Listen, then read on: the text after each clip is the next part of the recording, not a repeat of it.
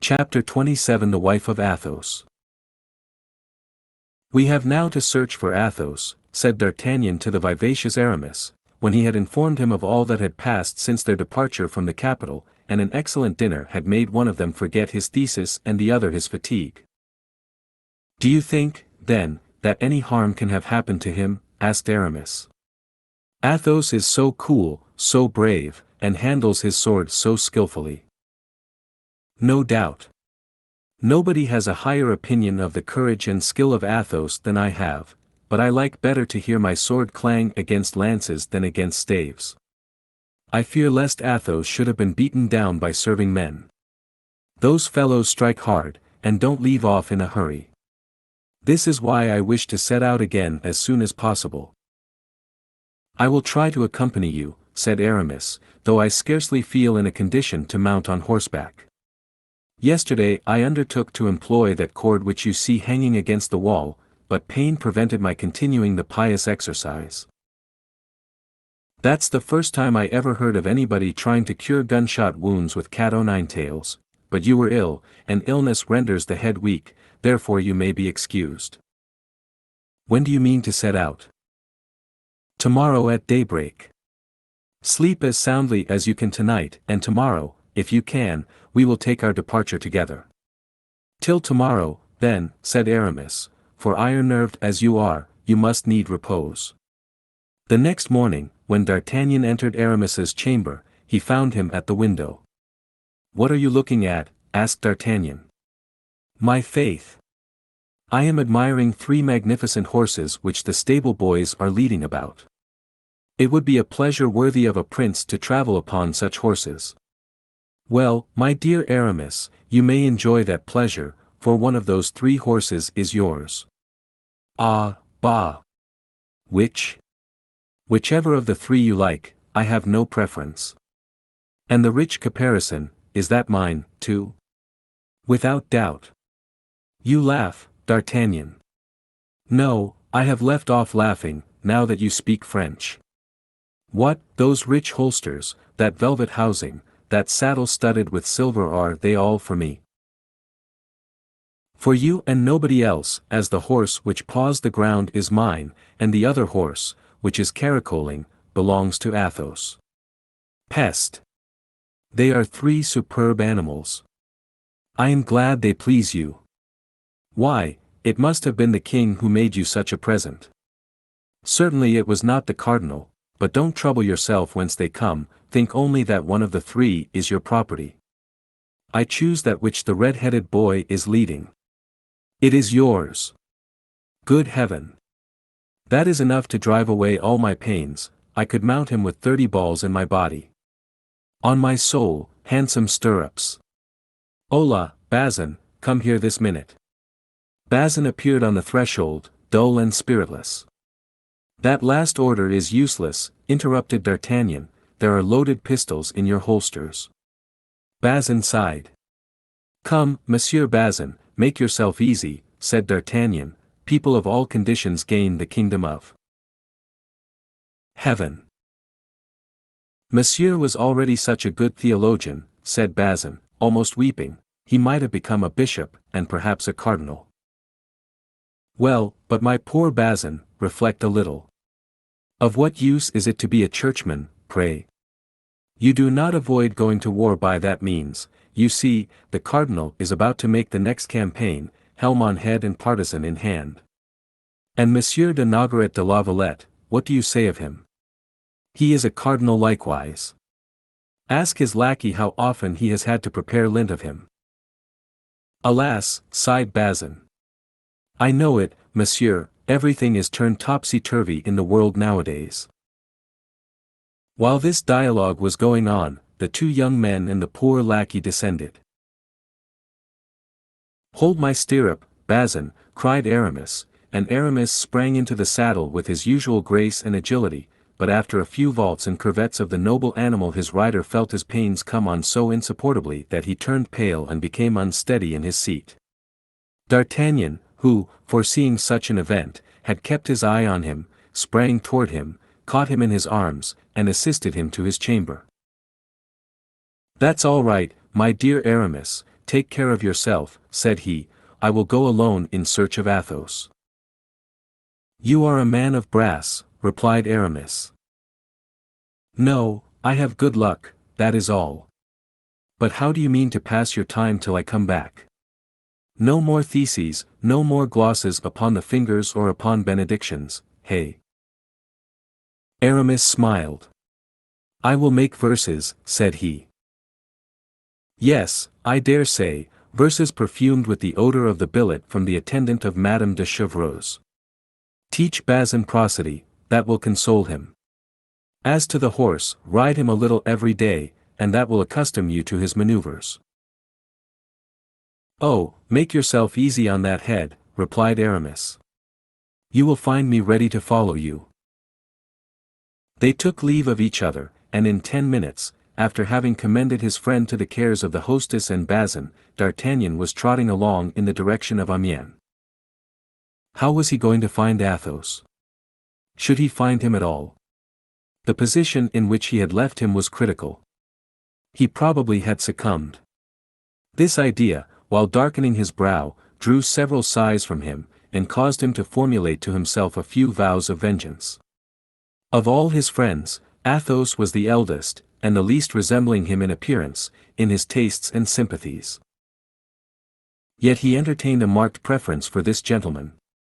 The noble and distinguished air of Athos, those flashes of greatness which from time to time broke out from the shade in which he voluntarily kept himself, that unalterable equality of temper which made him the most pleasant companion in the world, that forced and cynical gaiety, that bravery which might have been termed blind if it had not been the result of the rarest coolness, such qualities attracted more than the esteem, more than the friendship of D'Artagnan, they attracted his admiration. Indeed, when placed beside M. de Treville, the elegant and noble courtier, Athos in his most cheerful days might advantageously sustain a comparison. He was of middle height, but his person was so admirably shaped and so well proportioned that more than once in his struggles with Porthos he had overcome the giant whose physical strength was proverbial among the Musketeers. His head, with piercing eyes, a straight nose, a chin cut like that of Brutus, had altogether an indefinable character of grandeur and grace. His hands, of which he took little care, were the despair of Aramis, who cultivated his with almond paste and perfumed oil. The sound of his voice was at once penetrating and melodious, and then, that which was inconceivable in Athos, who was always retiring, was that delicate knowledge of the world and of the usages of the most brilliant society, those manners of a high degree which appeared, as if unconsciously to himself, in his least actions. If a repast were on foot, Athos presided over it better than any other, placing every guest exactly in the rank which his ancestors had earned for him or that he had made for himself. If a question in heraldry were started, Athos knew all the noble families of the kingdom, their genealogy, their alliances, their coats of arms, and the origin of them. Etiquette had no minutiae unknown to him. He knew what were the rights of the great landowners. He was profoundly versed in hunting and falconry, and had one day when conversing on this great art astonished even Louis XIII himself, who took a pride in being considered a past master therein. Like all the great nobles of that period, Athos rode and fenced to perfection.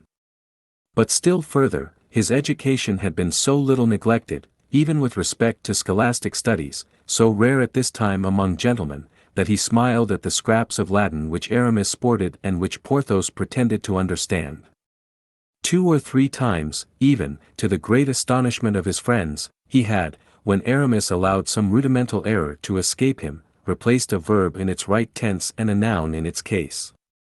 Besides, his probity was irreproachable, in an age in which soldiers compromised so easily with their religion and their consciences, lovers with the rigorous delicacy of our era, and the poor with God's 7th commandment. This Athos, then, was a very extraordinary man. And yet this nature so distinguished, this creature so beautiful, this essence so fine, was seen to turn insensibly toward material life, as old men turn toward physical and moral imbecility. Athos, in his hours of gloom, and these hours were frequent, was extinguished as to the whole of the luminous portion of him, and his brilliant side disappeared as into profound darkness. Then the demigod vanished, he remained scarcely a man. His head hanging down, his eye dull, his speech slow and painful, Athos would look for hours together at his bottle, his glass, or at Grimaud, who, accustomed to obey him by signs, read in the faint glance of his master his least desire, and satisfied it immediately. If the four friends were assembled at one of these moments, a word, thrown forth occasionally with a violent effort, was the share Athos furnished to the conversation.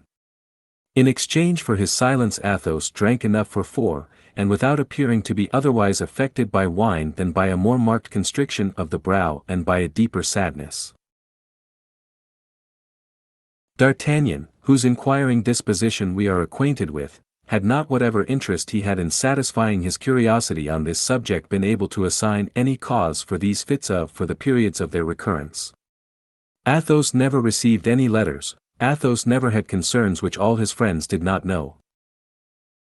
It could not be said that it was wine which produced this sadness, for in truth he only drank to combat this sadness, which wine however, as we have said, rendered still darker. This excess of bilious humor could not be attributed to play, for unlike Porthos, who accompanied the variations of chance with songs or oaths, Athos when he won remained as unmoved as when he lost. He had been known, in the circle of the Musketeers, to win in one night 3,000 pistoles, to lose them even to the gold-embroidered belt for gala days, when all this again with the addition of 100 louis, without his beautiful eyebrow being heightened or lowered half a line, without his hands losing their pearly hue, without his conversation, which was cheerful that evening, ceasing to be calm and agreeable. Neither was it, as with our neighbors, the English, an atmospheric influence which darkened his countenance, for the sadness generally became more intense toward the fine season of the year. June and July were the terrible months with Athos. For the present he had no anxiety. He shrugged his shoulders when people spoke of the future. His secret, then, was in the past, as had often been vaguely said to D'Artagnan. This mysterious shade, spread over his whole person, rendered still more interesting the man whose eyes or mouth, even in the most complete intoxication, had never revealed anything, however skillfully questions had been put to him. Well, thought D'Artagnan, poor Athos is perhaps at this moment dead, and dead by my fault, for it was I who dragged him into this affair, of which he did not know the origin, of which he is ignorant of the result, and from which he can derive no advantage. Without reckoning, monsieur, added Planchet to his master's audibly expressed reflections, that we perhaps owe our lives to him. Do you remember how he cried, "On, D'Artagnan, on, I am taken"? And when he had discharged his 2 pistols, what a terrible noise he made with his sword. One might have said that 20 men, or rather 20 mad devils, were fighting. These words redoubled the eagerness of D'Artagnan, who urged his horse, though he stood in need of no incitement, and they proceeded at a rapid pace. About 11 o'clock in the morning they perceived Amiens, and at 11:30 they were at the door of the cursed inn.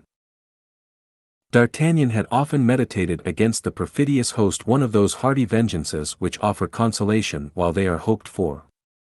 He entered the hostelry with his hat pulled over his eyes, his left hand on the pommel of the sword, and cracking his whip with his right hand.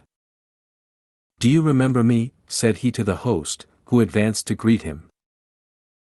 "I have not that honor, monseigneur," replied the latter, his eyes dazzled by the brilliant style in which D'Artagnan travelled. "What, you don't know me?" "No, monseigneur." "Well, 2 words will refresh your memory. What have you done with that gentleman against whom you had the audacity, about 12 days ago, to make an accusation of passing false money?" The host became as pale as death, for D'Artagnan had assumed a threatening attitude, and Planchet modelled himself after his master.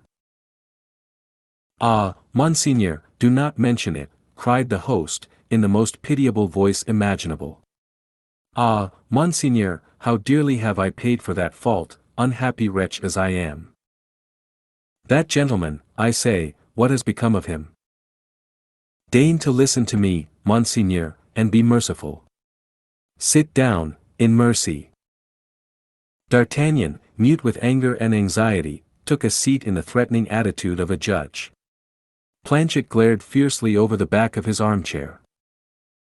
"Here is the story, Monseigneur," resumed the trembling host, "for I now recollect you. It was you who rode off at the moment I had that unfortunate difference with the gentleman you speak of." "Yes, it was I, so you may plainly perceive that you have no mercy to expect if you do not tell me the whole truth. Condescend to listen to me, and you shall know all." "I listen." "I had been warned by the authorities that a celebrated coiner of bad money would arrive at my inn, with several of his companions, all disguised as guards or musketeers. Monseigneur, I was furnished with a description of your horses, your lackeys, your countenances, nothing was omitted." Go on," said D'Artagnan, who quickly understood whence such an exact description had come. "I took then, in conformity with the orders of the authorities, who sent me a reinforcement of 6 men, such measures as I thought necessary to get possession of the persons of the pretended coiners." "Again," said D'Artagnan, whose ears chafed terribly under the repetition of this word coiners. "Pardon me, Monseigneur, for saying such things, but they form my excuse. The authorities had terrified me, and you know that an innkeeper must keep on good terms with the authorities. But once again, that gentleman, where is he? What has become of him? Is he dead? Is he living?" "Patience, Monseigneur, we are coming to it.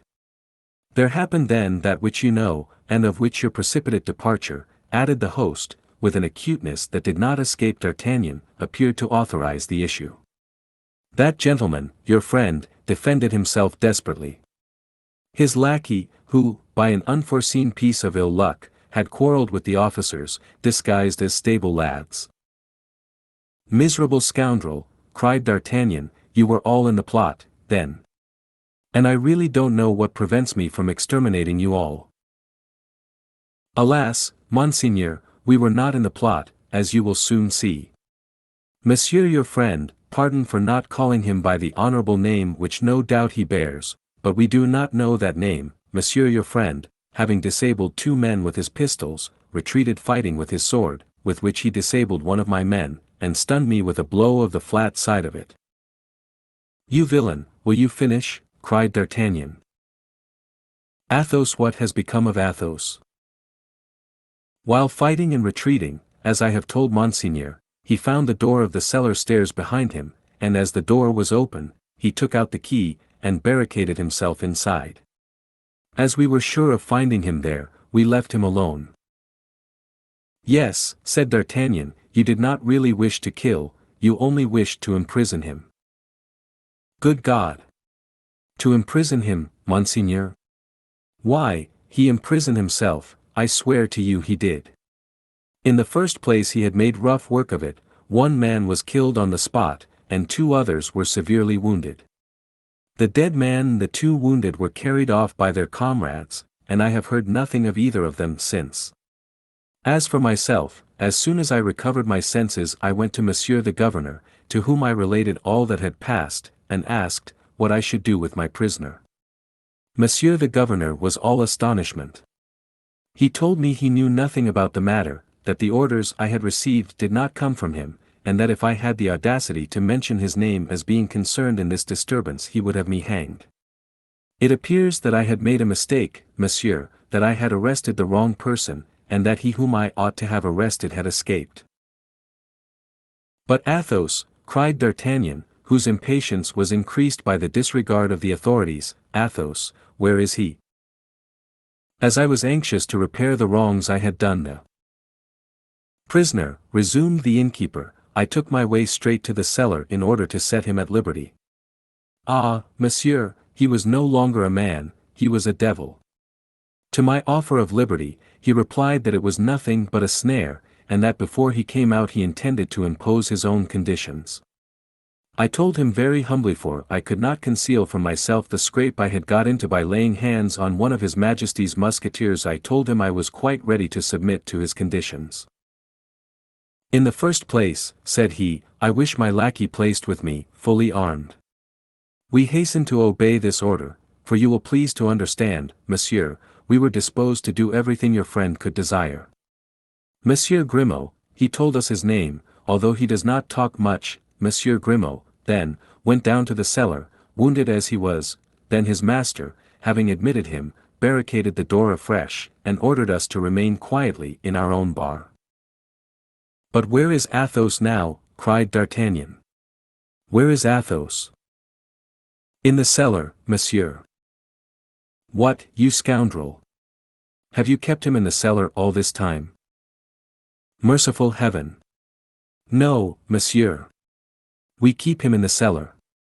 You do not know what he is about in the cellar. Ah! If you could but persuade him to come out, monsieur, I should owe you the gratitude of my whole life, I should adore you as my patron saint. Then he is there. I shall find him there. Without doubt you will, monsieur, he persists in remaining there. We every day pass through the air hole some bread at the end of a fork, and some meat when he asks for it, but alas! It is not of bread and meat of which he makes the greatest consumption. I once endeavored to go down with 2 of my servants, but he flew into terrible rage. I heard the noise he made in loading his pistols, and his servant in loading his musketoon. Then, when we asked them what were their intentions, the master replied that he had 40 charges to fire, and that he and his lackey would fire to the last one before he would allow a single soul of us to set foot in the cellar. Upon this I went and complained to the governor, who replied that I only had what I deserved, and that it would teach me to insult honorable gentlemen who took up their abode in my house. So that since that time, replied D'Artagnan, totally unable to refrain from laughing at the pitiable face of the host. So from that time, monsieur, continued the latter, we have led the most miserable life imaginable, for you must know, monsieur, that all our provisions are in the cellar. There is our wine in bottles, and our wine in casks, the beer, the oil, and the spices, the bacon, and sausages. And as we are prevented from going down there, we are forced to refuse food and drink to the travelers who come to the house, so that our hostelry is daily going to ruin. If your friend remains another week in my cellar I shall be a ruined man. And not more than justice, either, you ass. Could you not perceive by our appearance that we were people of quality, and not coinercé? Yes, monsieur, you are right, said the host. But, hark, hark. There he is. Somebody has disturbed him, without doubt, said D'Artagnan. But he must be disturbed, cried the host, here are 2 English gentlemen just arrived. Well? Well, the English like good wine, as you may know, monsieur, these have asked for the best. My wife has perhaps requested permission of Monsieur Athos to go into the cellar to satisfy these gentlemen, and he, as usual, has refused. Ah, good heaven! There is the hullabaloo louder than ever. D'Artagnan, in fact, heard a great noise on the side next the cellar. He rose, and preceded by the host wringing his hands, and followed by Planchet with his musketoon ready for use, he approached the scene of action. The 2 gentlemen were exasperated, they had had a long ride, and were dying with hunger and thirst.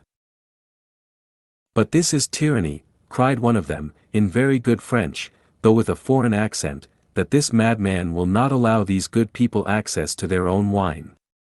Nonsense, let us break open the door, and if he is too far gone in his madness, well, we will kill him. Softly, gentlemen, said D'Artagnan, drawing his pistols from his belt, you will kill nobody, if you please. Good, good, cried the calm voice of Athos, from the other side of the door, let them just come in, these devourers of little children, and we shall see. Brave as they appeared to be, the 2 English gentlemen looked at each other hesitatingly. One might have thought there was in that cellar one of those famished ogres, that gigantic heroes of popular legends, into whose cavern nobody could force their way with impunity. There was a moment of silence, but at length the 2 Englishmen felt ashamed to draw back, and the angrier one descended the 5 or 6 steps which led to the cellar, and gave a kick against the door enough to split a wall. Planchet, said D'Artagnan, cocking his pistols, I will take charge of the one at the top, you look to the one below. Ah, gentlemen, you want battle, and you shall have it. Good God, cried the hollow voice of Athos, I can hear D'Artagnan, I think. Yes, cried D'Artagnan, raising his voice in turn, I am here, my friend. Ah, good, then, replied Athos, we will teach them, these door breakers. The gentlemen had drawn their swords, but they found themselves taken between two fires. They still hesitated an instant, but, as before, pride prevailed, and a second kick split the door from bottom to top. Stand on one side, D'Artagnan, stand on one side, cried Athos. I am going to fire. Gentlemen, exclaimed D'Artagnan, whom reflection never abandoned, gentlemen, think of what you are about. Patience, Athos. You are running your heads into a very silly affair, you will be riddled. My lackey and I will have 3 shots at you, and you will get as many from the cellar. You will then have our swords, with which, I can assure you, my friend and I can play tolerably well. Let me conduct your business and my own. You shall soon have something to drink, I give you my word. If there is any left, grumbled the jeering voice of Athos. The host felt a cold sweat creep down his back. How? If there is any left, murmured he. What the devil?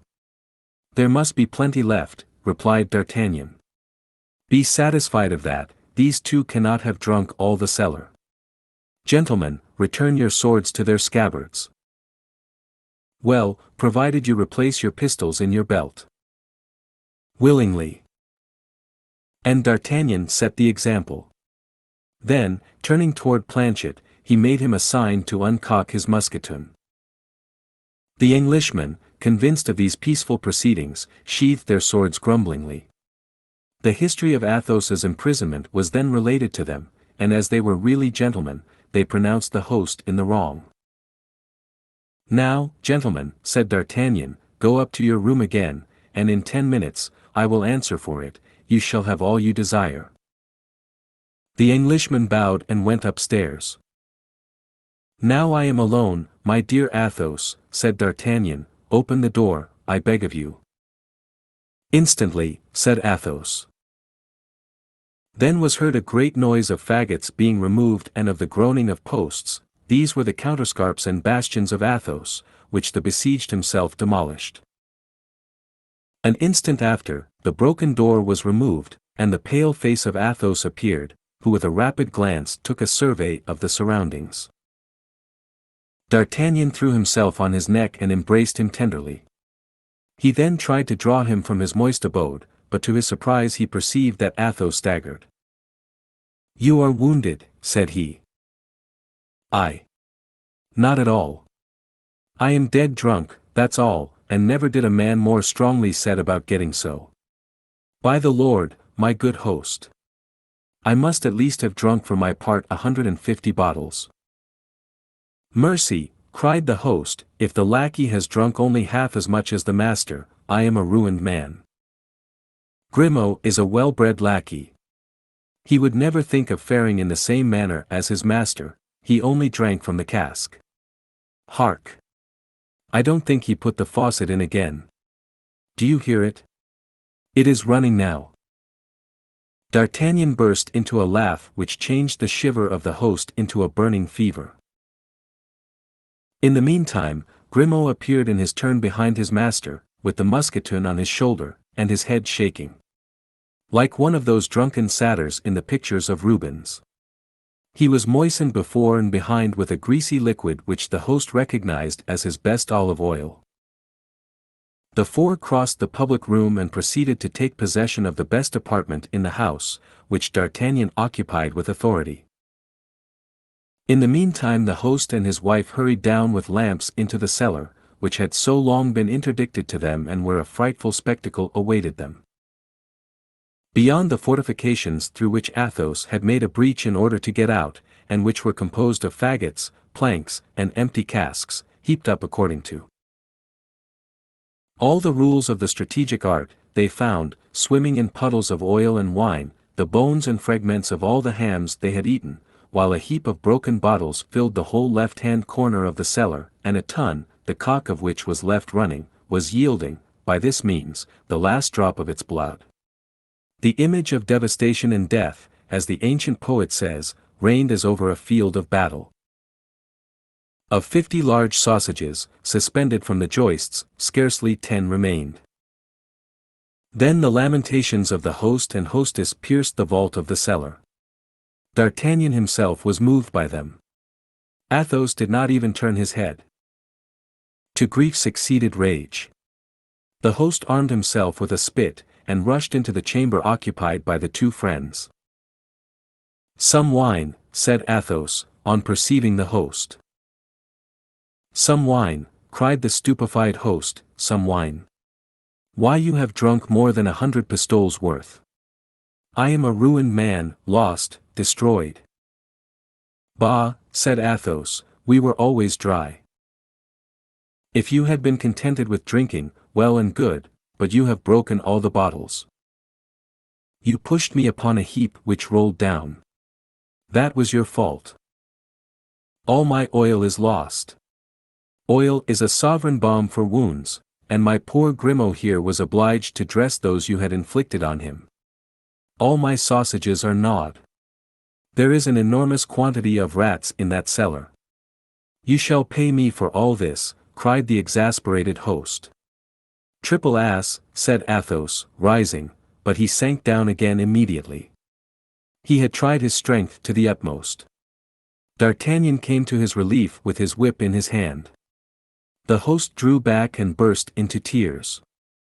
"This will teach you," said D'Artagnan, "to treat the guests God sends you in a more courteous fashion." "God? Say the devil." "My dear friend," said D'Artagnan, "if you annoy us in this manner we will all four go and shut ourselves up in your cellar, and we will see if the mischief is as great as you say." "Oh, gentlemen," said the host, "I have been wrong. I confess it, but pardon to every sin. You are gentlemen, and I am a poor innkeeper. You will have pity on me." "Ah, if you speak in that way," said Athos, "you will break my heart, and the tears will flow from my eyes as the wine flowed from the cask. We are not such devils as we appear to be. Come hither, and let us talk." The host approached with hesitation. "Come hither, I say, and don't be afraid," continued Athos. "At the very moment when I was about to pay you, I had placed my purse on the table." "Yes, monsieur. That purse contained 60 pistoles, where is it?" "Deposited with the justice, they said it was bad money." "Very well, get me my purse back and keep the 60 pistoles. But Monseigneur knows very well that justice never lets go that which it once lays hold of. If it were bad money, there might be some hopes, but unfortunately, those were all good pieces. Manage the matter as well as you can, my good man, it does not concern me, the more so as I have not a livre left." "Come," said D'Artagnan, "let us inquire further. Athos's horse, where is that?" "In the stable." "How much is it worth?" 50 pistoles at most." "It's worth 80. Take it, and there ends the matter." "What," cried Athos, "are you selling my horse, my badges, eh? And pray upon what shall I make my campaign, upon Grimaud?" "I have brought you another," said D'Artagnan. "Another? And a magnificent one," cried the host. "Well, since there is another finer and younger, why, you may take the old one, and let us drink." "What?" asked the host, quite cheerful again. "Some of that at the bottom, near the laths. There are 25 bottles of it left, all the rest were broken by my fall. Bring 6 of them." "Why, this man is a cask," said the host, aside. "If he only remains here a fortnight and pays for what he drinks, I shall soon re-establish my business." "And don't forget," said D'Artagnan, "to bring up 4 bottles of the same sort for the 2 English gentlemen." "And now," said Athos, "while they bring the wine, tell me, D'Artagnan, what has become of the others, come." D'Artagnan related how he had found Porthos in bed with a strained knee, and Aramis at a table between two theologians. As he finished, the host entered with the wine ordered and a ham which, fortunately for him, had been left out of the cellar. "That's well," said Athos, filling his glass and that of his friend. "Here's to Porthos and Aramis. But you, D'Artagnan, what is the matter with you, and what has happened to you personally? You have a sad air." "Alas," said D'Artagnan, "it is because I am the most unfortunate." "Tell me." "Presently," said D'Artagnan. "Presently. And why presently? Because you think I am drunk? D'Artagnan, remember this. My ideas are never so clear as when I have had plenty of wine. Speak, then, I am all ears." D'Artagnan related his adventure with Madame Bonacieux. Athos listened to him without a frown, and when he had finished, said, "Trifles, only trifles." That was his favorite word. "You always say trifles, my dear Athos," said D'Artagnan, "and that come very ill from you, who have never loved." The drink-deadened eye of Athos flashed out, but only for a moment. It became as dull and vacant as before. "That's true," said he, quietly, "for my part one have never loved." "Acknowledge, then, you stony heart," said D'Artagnan, "that you are wrong to be so hard upon us tender hearts." "Tender hearts. Pierced hearts," said Athos. "What do you say?" "I say that love is a lottery in which he who wins, wins death. You are very fortunate to have lost, believe me, my dear D'Artagnan. And if I have any counsel to give, it is, always lose. She seemed to love me so." "She seemed, did she?" "Oh, she did love me." "You child, why, there is not a man who has not believed, as you do, that his mistress loved him, and there lives not a man who has not been deceived by his mistress. Except you, Athos, who never had one." "That's true," said Athos, after a moment's silence, "that's true. I never had one. Let us drink." "But then, philosopher that you are," said D'Artagnan, "instruct me, support me. I stand in need of being taught and consoled." "Consoled for what?" "For my misfortune." "Your misfortune is laughable," said Athos, shrugging his shoulders. "I should like to know what you would say if I were to relate to you a real tale of love. Which has happened to you? Or one of my friends, what matters? Tell it, Athos, tell it. Better if I drink." "Drink and relate, then." "Not a bad idea," said Athos, emptying and refilling his glass. "The two things agree marvelously well." "I am all attention," said D'Artagnan. Athos collected himself, and in proportion as he did so, D'Artagnan saw that he became pale. He was at that period of intoxication in which vulgar drinkers fall on the floor and go to sleep. He kept himself upright and dreamed, without sleeping. This somnambulism of drunkenness had something frightful in it. "You particularly wish it?" asked he. "I pray for it," said D'Artagnan. "Be it then as you desire. One of my friends, please to observe, not myself," said Athos, interrupting himself with a melancholy smile, "one of the counts of my province, that is to say, of Berry-Noble, as a Dandelot or a Montmorency, at 25 years of age fell in love with a girl of 16, beautiful as fancy can paint. Through the ingenuousness of her age beamed an ardent mind, not of the woman, but of the poet. She did not please, she intoxicated. She lived in a small town with her brother, who was a curate. Both had recently come into the country. They came nobody knew whence, but when seeing her so lovely and her brother so pious, nobody thought of asking whence they came. They were said, however, to be of good extraction. My friend, who was seigneur of the country, might have seduced her, or taken her by force, at his will, for he was master. Who would have come to the assistance of two strangers, two unknown persons? Unfortunately he was an honorable man. He married her. The fool! The ass. The idiot.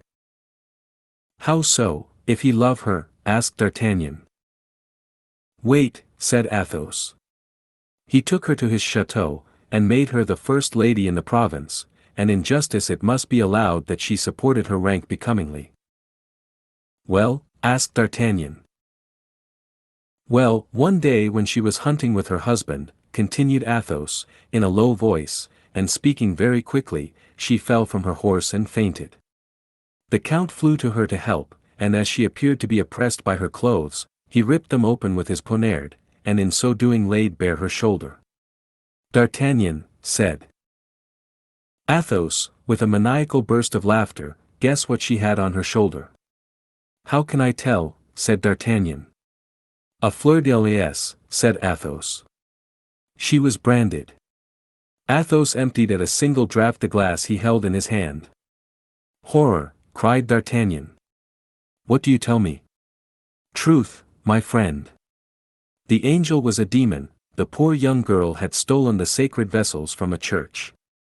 And what did the Count do? The Count was of the highest nobility. He had on his estates the rights of high and low tribunals. He tore the dress of the Countess to pieces, he tied her hands behind her, and hanged her on a tree. Heavens, Athos, a murder, cried D'Artagnan. No less, said Athos, as pale as a corpse. But methinks I need wine, and he seized by the neck the last bottle that was left, put it to his mouth, and emptied it at a single draught, as he would have emptied an ordinary glass. Then he let his head sink upon his two hands, while D'Artagnan stood before him, stupefied. That has cured me of beautiful, poetical, and loving women, said Athos, after a considerable pause, raising his head, and forgetting to continue the fiction of the Count. God grant you as much. Let us drink. Then she is dead, stammered D'Artagnan. Parbleu, said Athos. But hold out your glass. Some ham, my boy, or we can't drink. And her brother, added D'Artagnan, timidly. Her brother, replied Athos. Yes, the priest. Oh, I inquired after him for the purpose of hanging him likewise, but he was beforehand with me, he had quit the curacy the night before.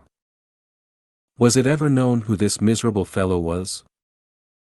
He was doubtless the first lover and accomplice of the fair lady. A worthy man, who had pretended to be a curate for the purpose of getting his mistress married, and securing her a position. He has been hanged and quartered, I hope. My God, cried D'Artagnan, quite stunned by the relation of this horrible adventure. Taste some of this ham, D'Artagnan, it is exquisite, said Athos, cutting a slice, which he placed on the young man's plate. What a pity it is there were only 4 like this in the cellar. I could have drunk 50 bottles more. D'Artagnan could no longer endure this conversation, which had made him bewildered. Allowing his head to sink upon his 2 hands, he pretended to sleep. These young fellows can none of them drink, said Athos, looking at him with pity, and yet this is one of the best. Thank you for watching. We are dedicated to curating literature into some of the best read-along audiobooks anywhere. Please support the channel by clicking like and subscribe. As our supporters grow, we will be able to improve the quality of our publications, add better voices, and make more great books available to our viewers. If you have any requests, feel free to message us anytime. ultimateaudiobooks.com